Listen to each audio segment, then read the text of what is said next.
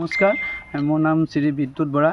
মই 54 নং পশ্চিম ব্ৰহ্মপুত্ৰৰ আঞ্চলিক সদস্য পদৰ প্ৰাৰ্থী আগবঢ়াইছোঁ। কোন দলৰ পৰা উঠিছে? ভাৰতীয় জাতীয় কংগ্ৰেছ দলৰ। কোনবিলাক সমস্যা ইছ্যু লৈ পেলাই আপুনি আগবাঢ়িছে?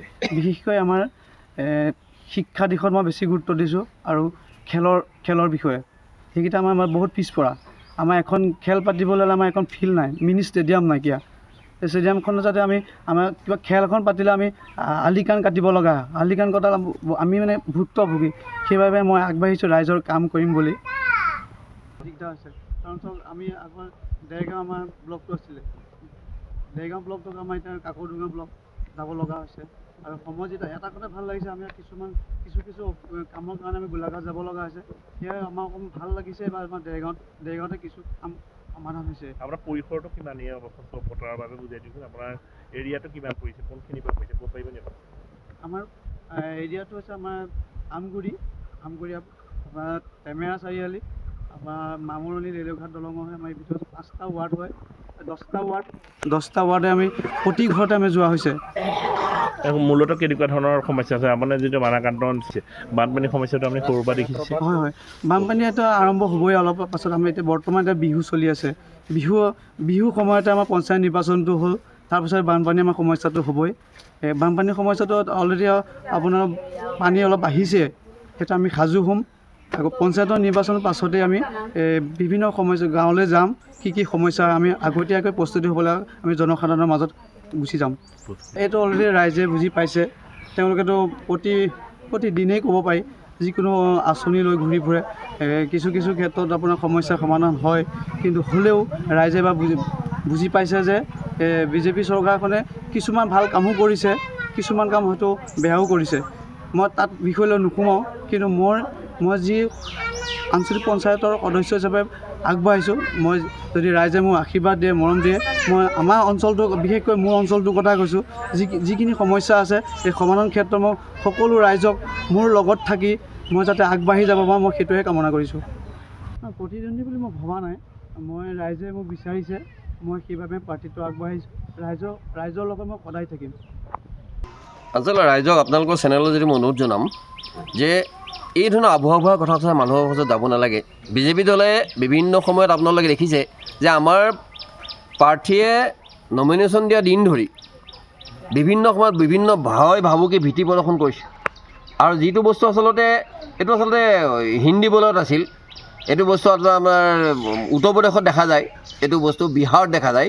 যিটো বস্তু দুৰ্ভাগ্যবশতঃ অসমত দেখিবলৈ পাইছোঁ যে মানুহক ধমকি দিছে, লাঠি তৰোৱাল এইবিলাক দেখুৱাই মানুহক ধমকি দিয়া হৈছে, তোৰ ঘৰৰ পৰা উঠাই নিম, তই যা, তোৰ নমিনেশ্যনটো উঠাই লওঁ। এনেধৰণৰ কথাবিলাক শুনিবলৈ খুব বেয়া। এখন গণতান্ত্ৰিক দেশত এইটো এটা সম্পূৰ্ণ অগণতান্ত্ৰিক প্ৰক্ৰিয়া। কাৰণ আমি স্বাধীন দেশৰ নাগৰিক। আমাৰ অন্ততঃ এইকণ স্বাধীনতা থাকিব লাগে যে এজন মানুহে প্ৰাৰ্থিত্ব তেওঁ উঠিব পাৰে, যিকোনো এটা দলত যিকোনো হৈ তেওঁ প্ৰাৰ্থিত্ব উঠিব পাৰে, আৰু তেওঁ ভোটদান কৰা তেওঁ অধিকাৰ আছে।